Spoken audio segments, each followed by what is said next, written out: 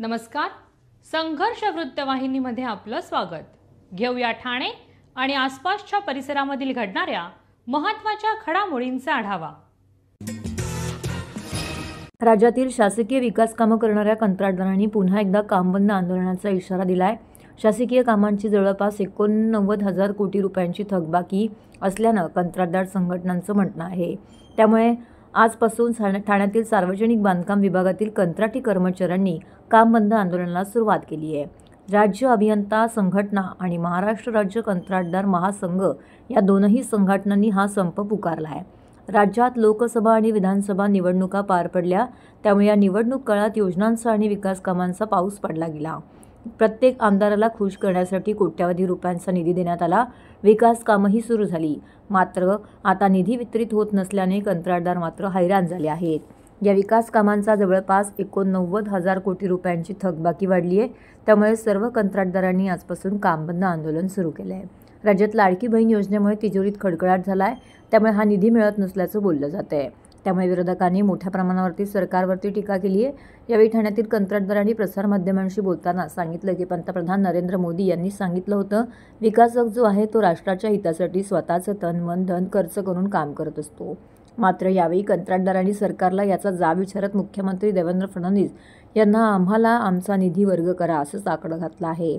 जर निधी आम्हाला आमच्या वर्ग केला नाही तर अन्यथा मंत्रालयाला आमच्या कामाला लागणारे JCP कामगार या सर्वांना घेऊन एक मोठा मोर्चा काढू, घेराव घालू असा इशारा देखील या कंत्राटदारांनी दिला आहे। कंत्राटदार घालतोय घाम, कंत्राटदार मारतोय घाम, कंत्राटदार घालतोय घाम।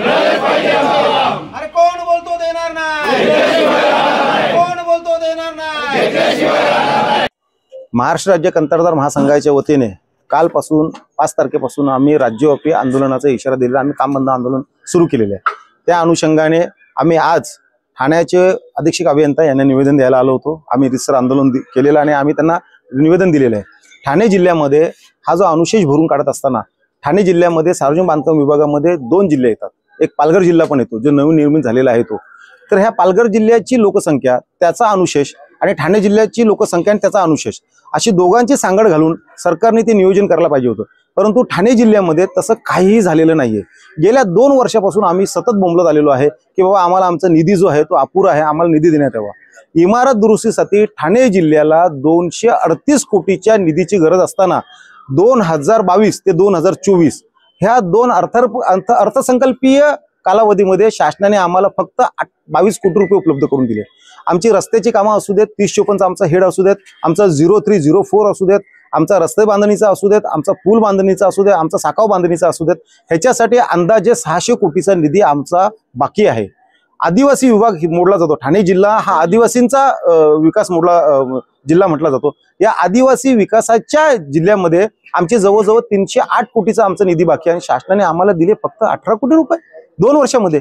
जल जीवन मिशन असू देत, आमचं प्रधानमंत्री ग्राम सडक योजना असू देत, आमचे सिंचन बनवायचं, आमचं पर्यटन असू देत, असा कुठला हेड आहे की ज्या हेडमध्ये शासनाच्या ह्याच्यामध्ये थकबाकी नाहीये। तर माझी शासनाला ही मागणी आहे की तुम्ही त्वरित आमचा हा जो निधी आहे तो आम्हाला वर्ग करून द्या। त्यासाठी आज आम्ही हे निवेदन वरती दिलेलं आहे।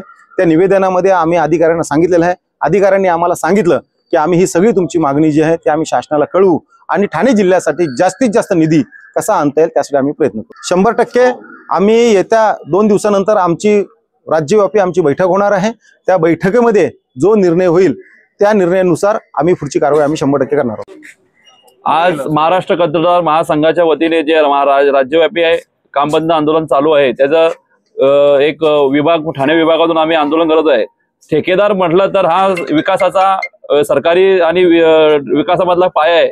जो जर दुवा आहे, जर तो विकासाचा दुवा जर थांबला, आज ठेकेदार तर ठेकेदाराचा परिवार नाही तर आमच्यावरती अवलंबून असलेले आमचे मजूर, आमचे जे व्यापारी, जे पुरवठादार, सप्लायर, हे सर्व यांच्यावरती अवलंबून अशी हे लोक अवलंबून, ते जर आम्ही थांबलो तर सगळं थांबते, सगळं थांबतात। सामान्य जनतेला काम कोण द्या, रोजगार कोण द्या, रोजगार त्यांना नाही भेटणार, ते उपाशी मरतील। अशी परिस्थिती या सरकारने आमचीही केली आणि रोजगार यांची कामगारांची सुद्धा केलेली आहे। म्हणून या ठेकेदारांच्या आपल्या कंत्राटदारांच्या मागणीला यश यावं यासाठी हे आंदोलन चालू आहे। म्हणून सरकारने आमच्याकडे लक्ष दिलं पाहिजे आणि आमची देयक जेवढी आहे प्रलंबित तेवढी त्यांनी लवकरात लवकर दिली पाहिजे, हे आमच्या सर्वांच्या वतीने विनंती आहे, आज ठाण्यासारख्या भिवंडीसारख्या ग्रामीण भागामध्ये तुम्ही जर गेलात तर छोटे छोटे पायवाट जे रस्ते चालू आहेत, गावात पाण्याला जोडणारे रस्त्याची कामं चालू आहेत, पाण्याच्या लाईनी, जलजीवन मिशनचे पाण्याच्या लाईनी चालू आहेत, यांची सुद्धा देयक जर 8-8 महिने जर तुम्ही देयक देणार नाही तर कंत्राटदार पैसे आणणार कुठून? आज कंत्राटदारांची अशी परिस्थिती आली, जर शेतकरी आत्महत्या करतो त्याप्रमाणे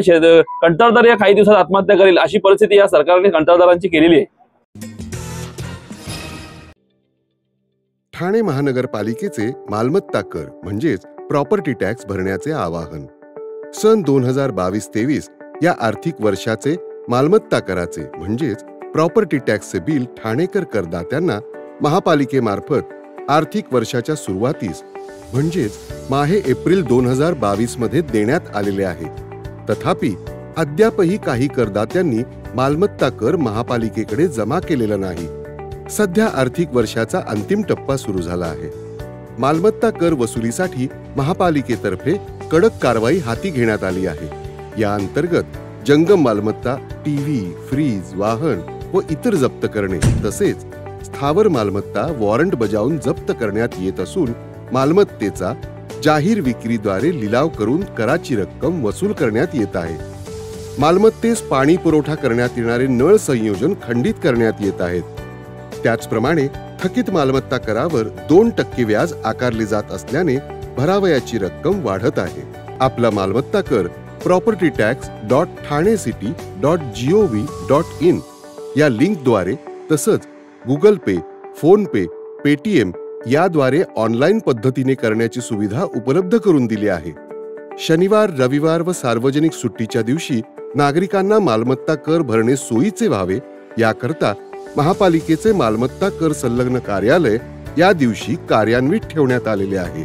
तरी मालमत्ता कर वसुलीची अप्रिय कारवाई टाळण्याच्या दृष्टिकोनातून मालमत्ता कर भरून महापालिकेस सहकार्य करावे. धन्यवाद. हिमाचल प्रदेश येथून कोडीनयुक्त अंमली पदार्थाचा समावेश असलेल्या कप सिरपच्या बाटल्यांची विक्री करण्याची साखळी असून ही साखळी महाराष्ट्रात तसेच भिवंडीमध्ये कोणत्या वितरकांच्या माध्यमातून विक्री करत होती याबाबत तपास करण्यात आला आहे.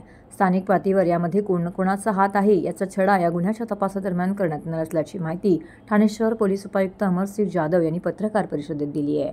कोडीन फॉस्फेट नावाचे अंमली पेय असलेले द्रव्य मिसळून तयार करण्यात आलेल्या आणि बेकायदेशीरपणे विक्रीसाठी आणणाऱ्या गुंगीकारक औषधांच्या साठ्यांसह 5 आरोपींना अटक करण्यात आली आहे. आरोपीकडून ओनरेक्स कंपनीचे कोडीनयुक्त कप सिरप एकूण 17,640 बॉटल, एक स्विफ्ट डिझायर कार आणि 12 लाख रुपये किमतीची टाटा कंपनीचा ट्रक हस्तगत करत भिवंडी मालमत्ता गुन्हे शाखेला यश आले असल्याचं माहिती ठाणे पोलीस उपायुक्त अमरसिंह जाधव यांनी पत्रकार परिषदेमध्ये दिली आहे. भिवंडी येथील ओवळा गावापाशी एक स्विफ्ट डिझायनर कार बेकायदेशीरपणे कोडीनयुक्त गुंगीचे औषध विक्रीसाठी आणत असल्याची पक्की माहिती भिवंडी मालमत्ता कक्षाला मिळाली होती. त्यानुसार त्यांनी सापळा रचत गाडी चालकासह 4 आरोपींना अटक केली आहे. 4 आरोपींकडे असलेल्या 4 बॉक्समध्ये 480 बॉटल्स सापडल्या आहेत. वरिष्ठ पोलीस निरीक्षक गोरखनाथ घारगे यांच्या पथकास ही मालमत्ता आढळून आली आहे. या गुन्ह्याचा अधिक तपास करत असताना चेंबूर येथील कुंभारवाडा या ठिकाणी आरोपी इक्बाल शेख याने गोडाऊनमध्ये विनापरवाना बेकायदेशीर विक्रीसाठी आणलेल्या कोडीनयुक्त कप सिरपच्या 17,160 बॉटल्स आढळून आल्या असून एकूण 17,640 गुंगीकारक औषधांच्या बाटल्यांसह 12 लाख रुपये किमतीचा टाटा कंपनीचा ट्रक हस्तगत करण्यात आला आहे, अशी माहिती उपायुक्त अमरसिंह जाधव यांनी दिली आहे. गुन्हे शाखेच्या मालमत्ता कक्षाचे पोलीस अधिकारी वरिष्ठ पोलीस निरीक्षक गोरखनाथ घारगे, API महाजन आणि त्यांची टीम ACP श्री डोंगरे यांच्या मार्गदर्शनामध्ये 31 जानेवारी रोजी भिवंडीच्या हद्दीमध्ये नारपोली पोलीस स्टेशनच्या हद्दीमध्ये एक संशयित स्विफ्ट डिझायर कार पकडली. त्या कारमध्ये 4 इसम आणि 4 बॉक्स होते. त्या बॉक्समध्ये बेकायदा विक्रीसाठी किंवा जे नियमबाह्य विक्रीसाठी औषधाच्या बॉटल्स होत्या, कप सिरपच्या बॉटल होत्या. ते ऑनरेक्स कंपनीचं कप सिरप आहे, ज्याच्यामध्ये कोडीन फॉस्फेट नावाचं केमिकल असतं जे नशेसाठी त्याचा वापर केला जातो किंवा अंमली पदार्थ किंवा अंमली पेय म्हणून त्याचा वापर केला जातो. ते ताब्यात घेतलं. त्यानंतर त्या अनुषंगाने NDPS कायद्याने गुन्हा दाखल केला. त्या गुन्ह्याच्या तपासामध्ये चेंबूर येथून आमच्या टीमने इक्बाल शेख यास अटक करून आणखी त्याच्या ताब्यात असलेल्या त्याच्या गोडाऊनमध्ये असलेला मुद्देमाल त्यामध्ये जप्त केला। एकूण मुद्देमाल 147 बॉक्स, ज्याच्यामध्ये 17,640 ऑनरेक्स कप सिरपच्या बॉटल, ज्याची किंमत सुमारे 31,75,000 इतकी आहे। त्या अनुषंगानं मालमत्ता कक्षाचे अधिकारी अधिक तपास करत आहेत। या गुन्ह्यामध्ये सदरचं ऑनरेक्स कप सिरप हे हिमाचल प्रदेश येथील एका कंपनीमध्ये बनलेलं आहे।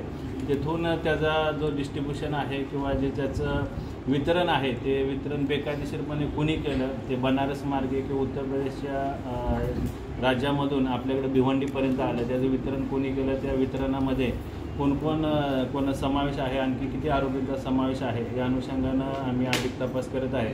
सदरच्या गुन्ह्यामध्ये अद्यापर्यंत 5 आरोपींना अटक केलेली आहे। त्याच्यामध्ये दिलीप पाल हा ट्रक ड्रायव्हर होता, त्याच्यासोबत ज्योती प्रकाश, दिनेश सिंग, श्याम सुंदर आणि इक्बाल शेख असे एकूण 5 आरोपी अटक केलेले आहेत। अजून यामध्ये कोण आरोपी निष्पन्न होतात का याचा अधिक तपास आम्ही करत आहे।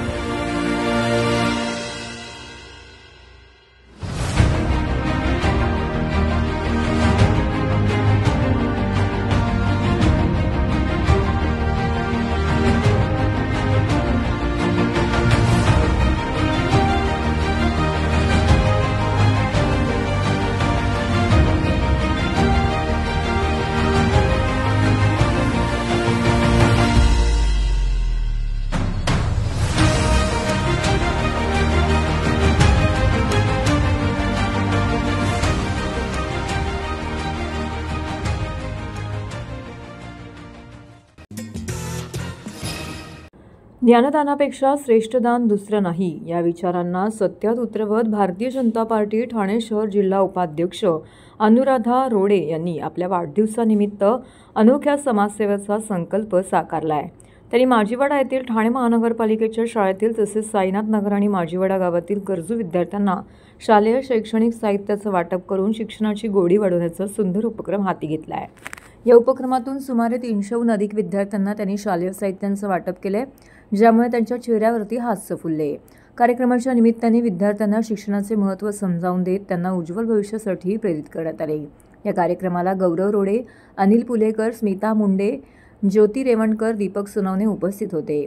अनुराधा रोडे यांनी यावेळी बोलताना सांगितलं की समाजासाठी काहीतरी देण्याचा आनंद अनमोल असतो असं सांगत भविष्यातही असे उपक्रम राबवण्याची इच्छा त्यांनी व्यक्त केली आहे। त्यांच्या सामाजिक योगदानाचे विविध स्तरातून भरभरून कौतुक होत आहे। या केवळ नेत्या नव्हेत तर समाजात उज्ज्वल भविष्यासाठी मार्गदर्शक ठरतात। Happy birthday to you. Happy birthday to you. Happy birthday, happy birthday, happy birthday to you.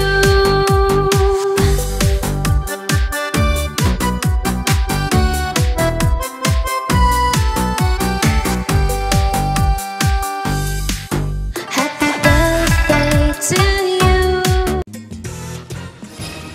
Thane शहरामध्ये एक धक्कादायक प्रकार घडला आहे। या घटनेमुळे परिसरातील नागरिकांमध्ये मोठ्या प्रमाणामध्ये भीतीचं वातावरण निर्माण झालं आहे।